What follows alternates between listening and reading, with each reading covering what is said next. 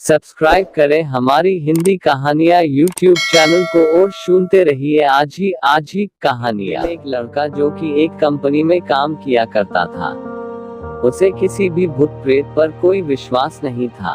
वह भूत प्रेत को बस दिमाग का भ्रम मानता था।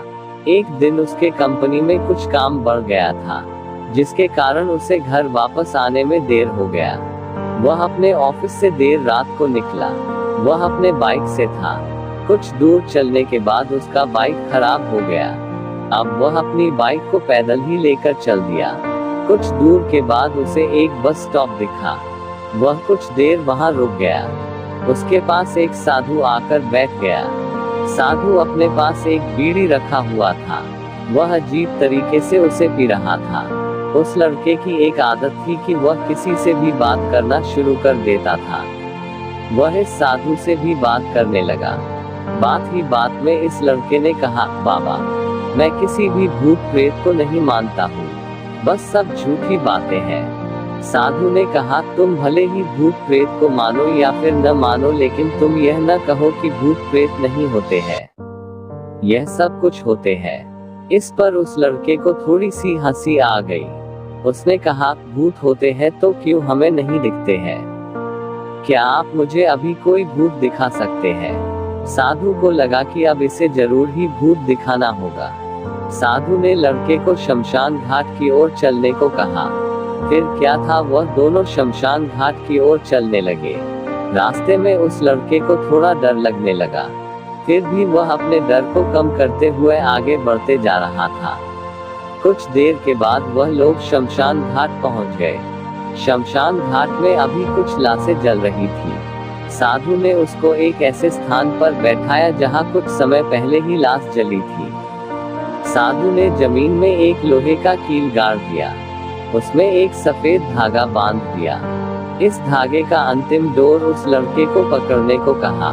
अब उस लड़के को हद से ज्यादा डर लग रहा था। उसकी सांस तेज हो रही थी। इसके साथ ही उसके हाथ पैर भी कांप रहे थे। फिर भी उसने धागे को पकड़ लिया। साधु ने कुछ बतासा को 4 जगह पर रख दिया। सारे बतासे उस धागे की पास ही एक लाइन में रखे हुए थे। उसके बाद साधु ने लड़के को सावधान किया, अभी कुछ आत्मा उसको खाने को आएगी। जब तक वह इसको खाकर चले न जाए तब तक तुम अपने हाथ के धागे को मत छोड़ना। यदि तुम ऐसा करते हो तो तुम्हें नुकसान हो सकता है। फिर साधु ने मंत्र पढ़ना शुरू कर दिया। कुछ मंत्र पढ़ने के बाद साधु ने उस लड़के को आंख बंद करने को कहा। फिर कुछ देर के बाद ही आंख खोलने को कहा। जब उस लड़के ने आंख खोला तो वह जो देख रहा था, उसे उसके ऊपर विश्वास ही नहीं हो रहा था। वास्तव में वहां 4 आत्मा थी, जो कि बतासे को खा रही थी। लेकिन जब उसने यह देखा कि उसके पड़ोस में रहने वाले व्यक्ति की आत्मा भी वहां है, जो कि कुछ दिन पहले ही मर गए थे, तो उसके हाथ से धागा छूट गया। अब वहां पर वह साधु भी नहीं था। वह लड़का तेजी से शमशान घाट से अपने घर की ओर भागने लगा। जब वह अपने घर की ओर जा रहा था तो उसे पीछे से कोई उसका नाम लेकर बुला रहा था। उसको पीछे से कई तरह की आवाज आ रही थी। उस लड़के ने पीछे मुड़कर नहीं देखा। अपने घर जाने के बाद उसने यह सब कुछ अपने माता पिता से बताया।